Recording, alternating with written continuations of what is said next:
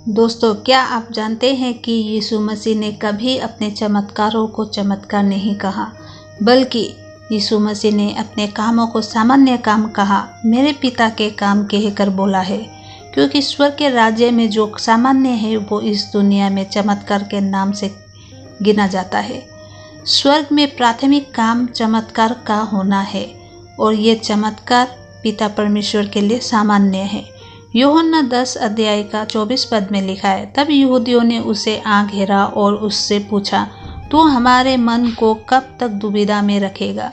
यदि तू मसीह है तो कह दे। आगे यीशु उन्हें जवाब देते हैं, मैंने तुमसे कह दिया, पर तुम यकीन करते ही नहीं। जो काम मैं अपने पिता के नाम से करता हूँ वे ही मेरे गवाह है। यहाँ यीशु चमत्कार को काम कह रहे हैं, बुला रहे हैं, कह रहे हैं और ऐसे कह रहे हैं जैसे वे सामान्य काम हो। अगर दोस्तों आपको भी उस राज्य के लिए थोड़ा भी जानकारी या पता होगा तो जान जाएंगे कि उस राज्य यानी स्वर्ग, जहाँ का राजा खुद परमेश्वर है, के लिए जो सामान्य काम है वो इस धरती के लिए किसी चमत्कार से कम नहीं है। लेकिन दोस्तों, सिर्फ चमत्कार पर ही निर्भर मत रहना, क्योंकि एक बड़ा बात मैं आपको मत्ती 12 अध्याय का 39 पद में दिखाती हूँ। उसने उन्हें उत्तर दिया कि इस युग के बुरे और व्यभिचारी लोग जिन्हें जो चिन्ह ढूंढते हैं, परंतु यूनुस भविष्यद्वक्ता को छोड़ और कोई चिन्ह उनको न दिया जाएगा। इसका मतलब ये है कि जो लोग सिर्फ चिन्ह और चमत्कार के पीछे भागते हैं, उन्हें सिर्फ योना भविष्यद्वक्ता के ही चिन्ह दिया जाएगा और कोई चिन्ह ऐसे लोगों को नहीं मिलेगा, ना तो दिखाई देगा और ना तो दिखाया जाएगा। जैसा योना 3 दिन 3 रात मछली के पेट में रहा, वैसे ही मनुष्य का पुत्र 3 दिन 3 रात पृथ्वी के भीतर रहेगा। दोस्तों, यहाँ पर योना का जिक्र करके यीशु मसीह ये इशारा कर रहे हैं कि वो कैसे मृत्यु के बाद पृथ्वी के अंदर यानी कब्र में रखे जाएंगे। जैसे योना मछली के पेट से बाहर आया, वैसे ही यीशु मसीह भी कब्र से बाहर आ जाएंगे और मौत को हरा देंगे।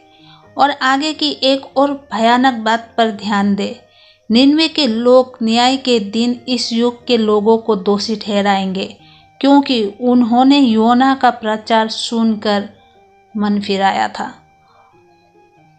जी हाँ दोस्तों, प्रचार सुनकर मन फिराया था चमत्कारों से भी बड़ा है, और ये बात उसने कहा जो योना से भी बड़ा है, यानी यीशु मसीह ने। बाद में यीशु मसीह एक और उदाहरण देते हैं, क्वीन ऑफ शिबा का, जिसने एक अलग बड़ा काम कर दिया था। दक्षिण की रानी न्याय के दिन इस युग के लोगों के साथ जी उठकर उन्हें दोषी ठहराएगी, क्योंकि वो सुलेमान का ज्ञान सुनने के लिए पृथ्वी के छोर से आई, और देखो यहाँ वो है जो सुलेमान से भी बड़ा है। और ये बात दोस्तों उसी ने कहा जो सुलेमान से भी बड़ा था। एक औरत होने पर भी उसने इतना बड़ा और लंबा सफ़र किया था सिर्फ ज्ञान के खोज में। दोस्तों, योना और सुलेमान का उदाहरण दिया था यीशु मसीह ने, लेकिन केंद्र वो नहीं थे। उनका ध्यान केंद्रित था निनवे के लोगों और दक्षिण की रानी शिबाका पे, जिन्होंने फ़ायदा उठाया था।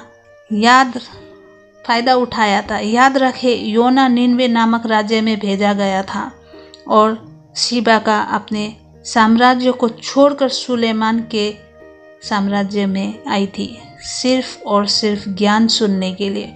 दोस्तों, निनवे के लोगों ने और रानी शिबाका ने परमेश्वर के दिल को समझा और सुना था। प्रचार सुनकर मन फिराना और टाइम, एनर्जी, मनी खर्च करना सिर्फ ज्ञान के लिए, ये परमेश्वर की इच्छा है कि लोग उसके कायदे कानून को मान जाए और उसके साम्राज्य को समझ जाए, और उसकी इच्छा को पृथ्वी पर उतार लाने वाले को परमेश्वर ढूंढ रहे हैं। तो दोस्तों, आज का मेरा वचन इतना ही था। Please like, share and subscribe कीजिएगा। मेरे अगले वीडियो आने तक आप सब बने रहिएगा। तब तक के लिए जय मसीह की।